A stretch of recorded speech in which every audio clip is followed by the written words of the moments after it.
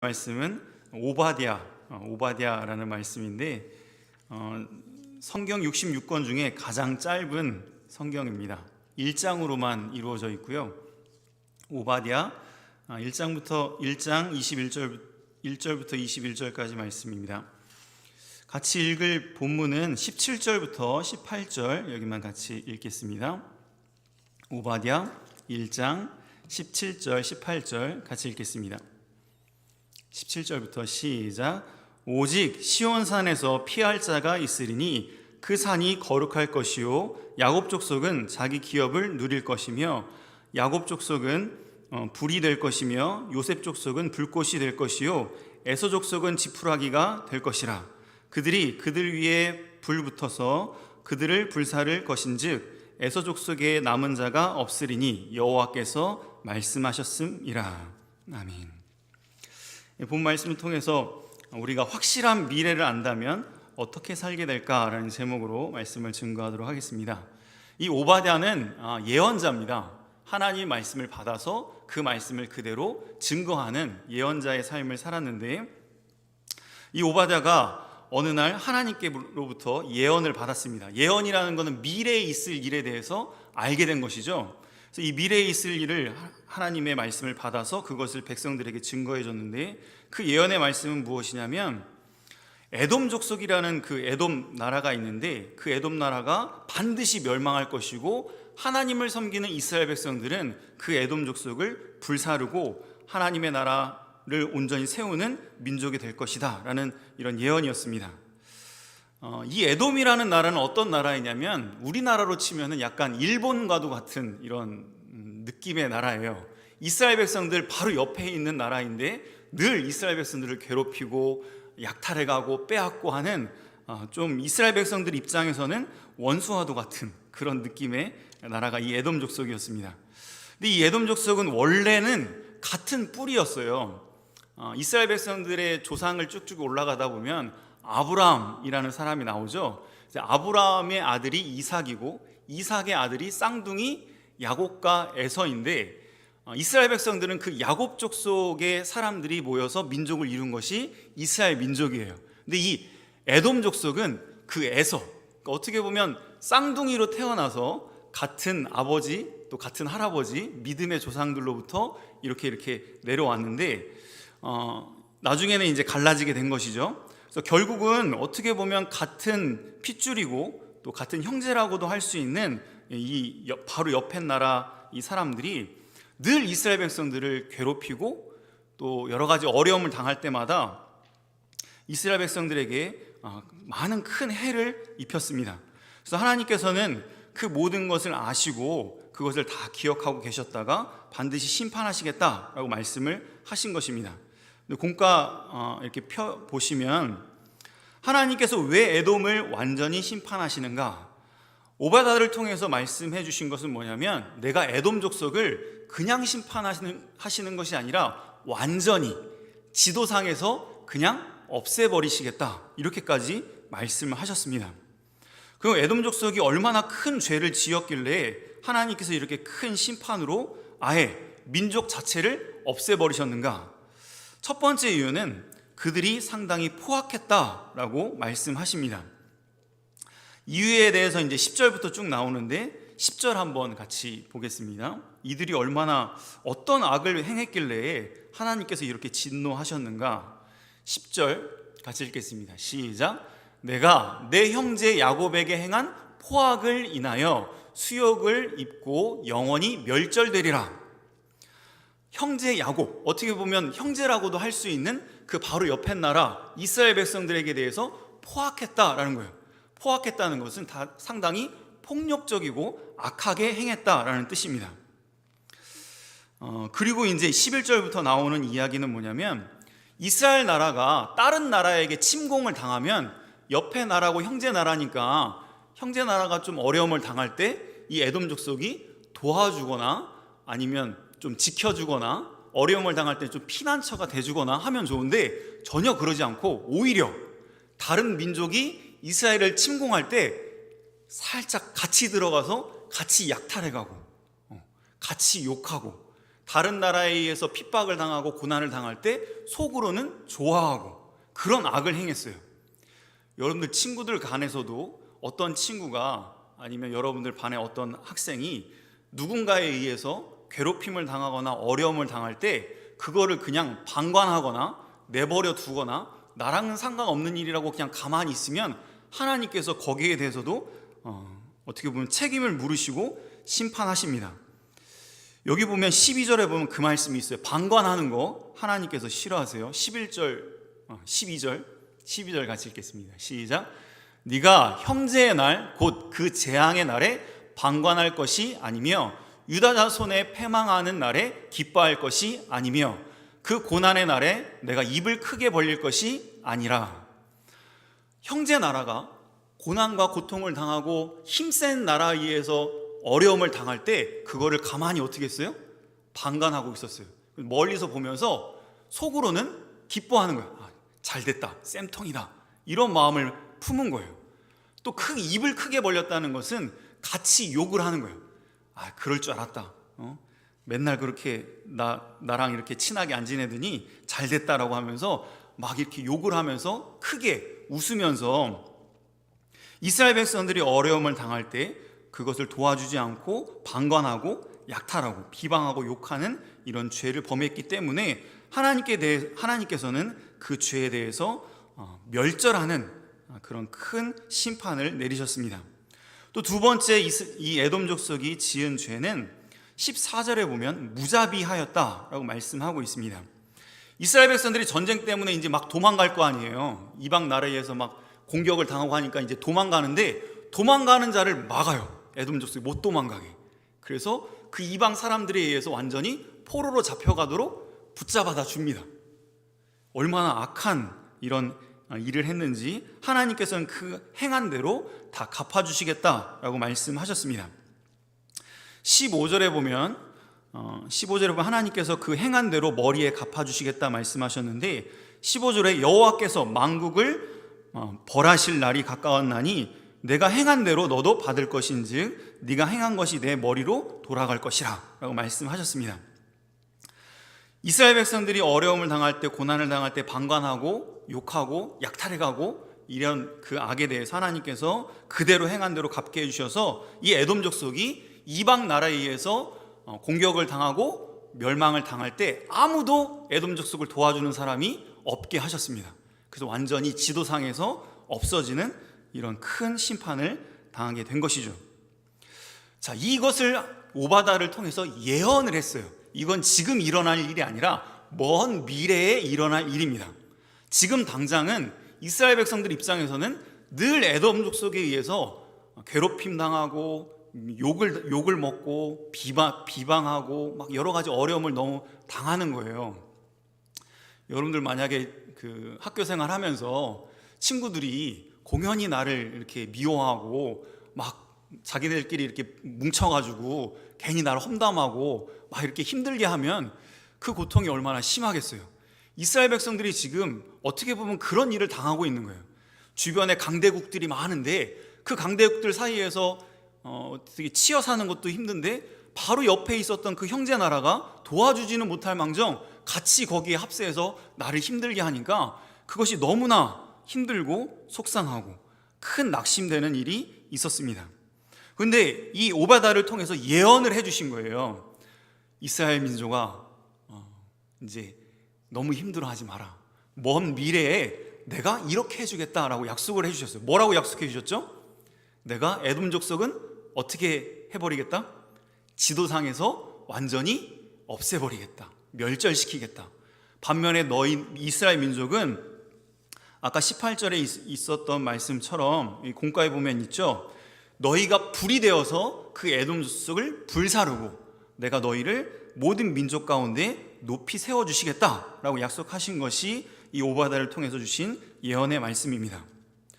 자, 그러면 이제 오늘 보실 핵심의 내용은 무엇이냐면 지금은 아직 그 원수 같은 그 에돔 족속에서 계속 괴롭힘을 당하고 있고 어려움을 당하고 있어요. 근데 먼 미래에 있을 일을 하나님으로부터 이렇게 듣게 되었는데 그러면은 우리의 삶이 좀 뭔가 바뀌게 되지 않을까? 이것을 좀 생각해 보면 좋을 것 같습니다. 목사님이 공과에 그림을 하나 붙여놨는데, 여러분들이 도라에몽 다 알죠? 만약에 여러분들이 지금 이런 표현을 하면 그렇지만 학교에서 왕따를 당하고 막 힘든 일을 당하고 있어요. 그런데 먼 미래에서 타임머신을 타고 여러분들한테 와가지고 알려주는 거야. 홍길동아, 지금은 네가 친구들에 의해서 이렇게 너무 어려움을 당하고 있지만 네가 먼 미래에는 판사가 될 거야. 그래서 판사가 돼서 너를 괴롭혔던 그 애들 다 심판하고 너를 괴롭혔던 그 애들은 다 감옥에 들어가게 될 거야 라는 거를 알려줬어요. 30년 정도 후 뭐 그런 후의 일을 알려줬다고 만약에 예를 든다고 한다면, 그걸 들은 홍길동은 어떻게 달라질까요? 그걸 진짜로 믿는다고 하면, 아, 내가 30년 후면 판사가 될 거야. 그리고 지금 나를 괴롭혔던 쟤네들은 하나님이 심판하셔서 감옥에 다 가고 내가 걔네들을 심판할 수 있는 그런 위치에까지 올라가게 될 거야. 만약에 그걸 들었다고 가정을 한다면 뭐가 달라질까? 거기서 목사님이 한 3가지 정도 이렇게 좀 정리를 해봤습니다. 이스라엘 백성들에게 약간 그런 거와 같은 거예요. 너희가 지금 에돔 족속에서 이렇게 지금 모진 핍박과 고난과 멸시를 당하고 있지만 반드시 내가 이 에돔 족속은 멸하고 너희를 높이 세워주겠다라고 약속을 해주신 거예요. 이것이 하나님의 말씀으로 약속해 주셨기 때문에 타임머신 타고 와서 알려주는 것보다 더 확실한 약속의 말씀이죠. 그럼 이걸 들은 이스라엘 백성들은 어떤 변화가 나타나게 될까요? 첫 번째는 상처를 받지 않는다라고 이렇게 좀 정리를 해봤는데, 상처를 안 받을 수는 없죠. 어느 정도 상처는 받습니다. 누군가에 의해서 멸시천대를 받고 정신적인 스트레스를 받고 하면 상처를 받긴 받는데 그것이 치명적인 데미지를 입히진 않아요. 여러분들이 인생 가운데 막 어떤 그 분노 조절 장애라든지 아니면 정신적인 트라우마가 생긴다든지 아니면 자살 충동이 일어날 정도의 그런 큰 상처를 받진 않고 거기에서 그것을 싸매줄 정도의 여유가 있다는 거죠. 더 이상 그 원수의 핍박과 고난에 의해서 절망하지도 않고 더 이상 그 사람들을 미워하지도 않고 원수를 갚으려고도 하지 않는다는 거죠. 그런 힘든 일에 어려움을 당할 때에는 이를 갈면서 두고 보자, 내가 힘만 생기면 내가 너희를 짓밟을 거다 라고 하면서 이렇게 이를 갈 수 있는데, 하나님으로부터 그 말씀을 받았기 때문에 하나님이 모든 원수를 갚아주신다 라고 말씀하셨잖아요. 하나님이 멸절시키겠다, 내가 네 원수를 갚아주겠다 말씀하셨기 때문에 그 말씀을 믿고 내가 이제는 원수 갚을 필요가 없어요. 내가 원수를 갚으면 내 손에 피를 묻히고 내가 죄를 짓는 거기 때문에 그것은 하나님이 기뻐하시는 일이 아니겠죠. 그런데 하나님께서 다 원수를 갚아주시겠다라고 말씀하셨기 때문에 하나님의 손에 모든 것을 맡기고 이제 나는 거기에 대해서 자유를 누릴 수 있어요. 그렇기 때문에 그 자유를 누리는 가운데 상처를 받지 않게 되는 것이죠. 그리고 또 한 가지 중요한 것은 30년 후에 판사가 된다고 했으니까 내가 지금 쟤네들에게 스트레스 받고 힘들어할 필요가 없어요. 나는 뭘 준비하면 돼요? 30년 후에 판사가 된다잖아. 그럼 뭐 준비하면 돼? 열심히 공부하고 판사가 될 걸 준비하는 게 바쁘지 걔네 신경 쓸 여력이 없어요. 여러분들이 어떤 분명한 꿈과 어떤 분명한 어떤 목표가 있고 하나님으로부터 하나님 메시지를 확실히 받게 되면 어떤 그 짜잘짜잘하다고 하면 좀 그렇지만 그런 세상의 비난과 어떤 그런 것 때문에 연연할 시간이 없어요. 내 할 일을 하기도 바쁜 거예요. 하나님께서 이스라엘 백성들의 분명히 너희들을 통해서 이루실 그 큰 비전을 주셨기 때문에 이스라엘 백성은 더 이상 에돔 족속에 의해서 스트레스 받지 않고 거기에 끌려다니지 않고 자유를 누리면서 자신의 삶을 누리며 살아가는 모습이 되는 것이죠. 또 미래에 있을 일을 말씀해 주셨는데 이 말씀을 진짜로 믿는 성도라고 하면 어떻게 살아가는가? 두 번째는 뭐로 뭘 이겨요? 공과에 보니까 선으로 악을 이기는 사람이 될 수 있어요. 자, 지금 나를 미워하고 나를 핍박하고 나를 힘들게 하는 그 사람을 미워하지 않고 선대하고 용서하고, 만약에 이건 진짜 어렵지만 그 원수를 사랑한다고 하면 어디에 상급이 쌓일까? 이 상은 되게 커요. 여러분들 어떤 일을 했을 때, 어떤 업적을 이뤘을 때 거기에 대한 보상이 있잖아요. 그런데 하나님이 보실 때에는 원수를 사랑한다는 것은 엄청난 업적을 이룬 거예요. 천국에 갔을 때 정말 큰 상급을 얻을 수 있는 큰 일을 한 것입니다. 이게 쉬운 일이 아니에요. 그런데 이런 일을 만약에 만났을 때 이 성도가 미래에 있을 일을 확실히 믿고 하나님께서 원수 갚으실 것을 믿고 행한 대로 다 갚으실 것을 믿고 나는 그 사람을 용서하고 내가 해야 할 일은 저 사람을 미워하는 것이 아니라 저 사람에게 복수하는 것이 아니라 저 사람을 품고 저 사람을 이해하고 용서하는 것이다 라고 그걸 실천하게 되면 그것이 바로 선으로 악을 이기는 것이 되고 하나님께서 여기에 대해서 반드시 큰 상급으로 갚아주시게 되는 것이죠. 마지막으로 목사님이 이걸 좀 많이 묵상했었는데 정말 여러분들이 미래에 있을 그 하나님 말씀을 믿고 지금 현재에 있는 그 환경을 소화를 시키면 정말 놀라운 일이 벌어지게 돼요. 만약에 에돔 족속이 아니면 여러분들 나쁜 친구가 여러분들을 죽이려고 독사, 엄청나게 독이 강한 뱀을 보냈어요. 여러분들을 죽이려고. 그러면은 큰일 난 거잖아요. 죽을 수 있으니까. 근데 반대로 생각하면 횡재한 거예요. 뱀에게 물려서 죽지 않고 그 뱀을 만약에 내가 잡았어. 그러면 그거 팔면 엄청나게 큰 가치가 있는 돈이 되겠죠.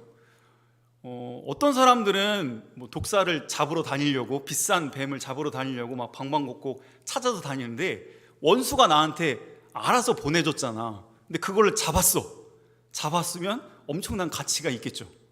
그거를 팔 수도 있고 보양식을 할 수도 있고. 반대로 또 한 가지 더 예를 든다면 원수가 여러분들을 죽이려고 호랑이를 보냈어. 엄청나게 큰 호랑이를 만약에 보냈어요. 근데 그 호랑이를 만약에 내가 잡을 수 있는 힘이 있다, 잡아버릴 수 있는 힘이 있다, 거기에 죽지 않고 잡을 수 있는 힘이 있다라고 하면 원수가 보낸 그 호랑이가 여러분들에게 절망이에요, 저주예요, 아니면 횡재예요? 알아서 굴러 들어왔잖아요. 그거를 잡을 수 있는 힘만 있다고 하면 그것이 오히려 여러분들에게는 큰 횡재한 것 같은 큰 전리품을 줄 수가 있는 거예요. 만약에 여러분들이 여러분들에게 당하는 여러 가지 고난과 힘겨운 일들을, 지금에 있는 어려움들을 믿음으로 소화를 시킬 수 있다, 그거를 소화를 시켜서 나의 어떤 삶의 아니면 인생의 영양분으로 삼을 수 있다라고 하면 그 사람은 정말 대단한 믿음의 사람이 되는 것이죠. 아픔을 성숙으로 승화를 시킬 수 있다는 것은 참 놀라운 일입니다. 여러분들에게도 이런 믿음이 있어서 하나님께서 반드시 나를 이렇게 해주실 것이다. 지금은 비록 저 원수 같은 사람들, 저 원수 같은 존재가 나를 이렇게 괴롭히고 힘겹게 하지만 만약에 내가 이 어려움을 믿음으로 이겨낸다고 하면 반드시 하나님께서 나에게 큰 복으로 갚아주실 것이다. 그런 믿음으로 잘 참고 인내하면서 나아가면 그 어려움과 고난이 오히려 여러분들의 인생 가운데는 큰 성공의 밑거름이 될 수가 있는 것이죠. 성경에는 이런 믿음의 사람들이 참 많았는데 요셉 같은 경우에도 형제들에게 왕따를 당했어요. 그래서 애굽 나라의 노예로 팔려갔습니다. 근데 결국은 그 요셉이 나중에 뭐가 됐죠? 애굽의 총리가 됐잖아요. 그 어려움과 고난을 하나님이 주신 환경으로 믿고 그 가운데서도 하나님과 동행하면서 믿음으로 그걸 소화시켜 버리니까 애굽의 총리가 됐어요.